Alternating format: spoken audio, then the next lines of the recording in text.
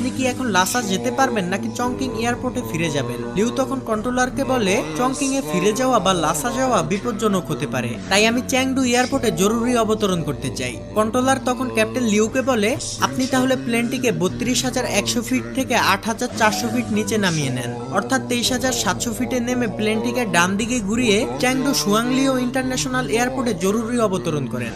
এটা শুনে captain Liu যখন অ্যাফার্মেটিভ উত্তর দিতেই যাবে, ঠিক তখনই বিকট শব্দ হয়ে ককপিটের উইন্ডোশিল্ড পুরো ভেঙে যায়, আর প্রচন্ড বাতাসে জানালা দিয়ে কো পাইলট বা সেকেন্ড পাইলট জু অর্ধেক বেরিয়ে যায়। অন্যদিকে লিউ তার সমস্ত শক্তি দিয়ে তাকে ভেতরের দিকে টেনে ধরে। প্লেন এবার প্রচন্ড পরিমাণে কাঁপতে থাকে, ফলে প্লেনের ভিতরে থাকা সকল যাত্রীরা বুঝে যায় নিশ্চয়ই খুব খারাপ কিছু ঘটেছে।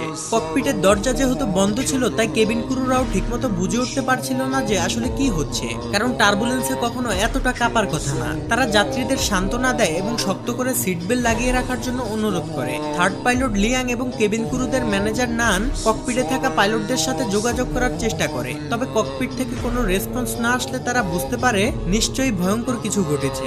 এদিকে ককপিটের ভিতরে লিউ এবার আস্তে আস্তে জুকে ছেড়ে দিয়ে তার আসনে বসে, এরপর পুরো প্লেনের কন্ট্রোল তার নিজের হাতে নিয়ে নেয়। প্রচন্ড বাতাসে প্লেনটির ডান দিকে ঢুলে পড়ে। এটা দেখে যাত্রীদের মনে পুরোপুরি আতঙ্ক ছড়িয়ে পড়ে, আর তারা সিট বেল্ট শক্ত করে বেঁধে নেয়। এয়ার হোস্টেসরা তাদের নিজেদের জীবন বাজি রেখে সেখানে থাকা বাচ্চা এবং বয়স্কদের সাহায্য করতে থাকে। অন্যদিকে ক্যাপ্টেন লিউ তার সর্বোচ্চ চেষ্টা করে প্লেনকে কন্ট্রোল করার জন্য।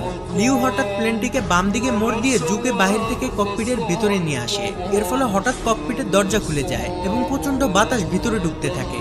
অতিরিক্ত বাতাসের চাপে ভিতরে থাকা সবকিছু ওলট পালট হয়ে যায়। যাত্রীরা ভয়ে চিৎকার চেঁচামেচি করতে থাকে, এমনকি এয়ার হোস্টেসরাও এক একজন সিটকে পড়ে যায়। ঠিক তখনই তাদের সকলের সামনে অক্সিজেন মাস্ক নেমে আসে, আর এয়ার হোস্টেসরা অনেক কষ্ট করে যাত্রীদের অক্সিজেন মাস্ক পরাতে সাহায্য করে। অন্যদিকে চ্যাংডু এয়ারপোর্ট কন্ট্রোলার কন্ট্রোল রুমের ম্যানেজারকে ডেকে বলে, স্যার, সিচুয়ান 8366 বিমানটি নিশ্চয়ই কোনো বিপদে পড়েছে। পাইলট বলেছে তাদের প্লেনের উইন্ডো শিল্ডে ফাটল ধরেছে, তাই আমি প্লেনটিকে 8,000 ফিট নিচে নামিয়ে ডান দিকে ঘুরিয়ে চ্যাংডু সুয়াংলিও ইন্টারন্যাশনাল এয়ারপোর্টে জরুরি অবতরণ করতে বলেছি। কিন্তু প্লেনটি 32,000 ফিট উচ্চতায় প্রচন্ড গতিতে বাম দিকে ঘুরে তিব্বতের দিকে এগিয়ে যাচ্ছে। প্লেনের ভিতরে অক্সিজেনের লেভেলও লো হয়ে যাচ্ছে, এতে তো প্লেন ক্র্যাশ করতে পারে। আমি ক্যাপ্টেনের সাথে যোগাযোগ করার চেষ্টা করছি, কিন্তু ক্যাপ্টেন কোনো রিপ্লাই দিচ্ছে না। প্লেনের সাথে রেডিও কানেকশন বিচ্ছিন্ন হয়ে গিয়েছে, শুধুমাত্র রাডারের সাথে কানেকশন আছে।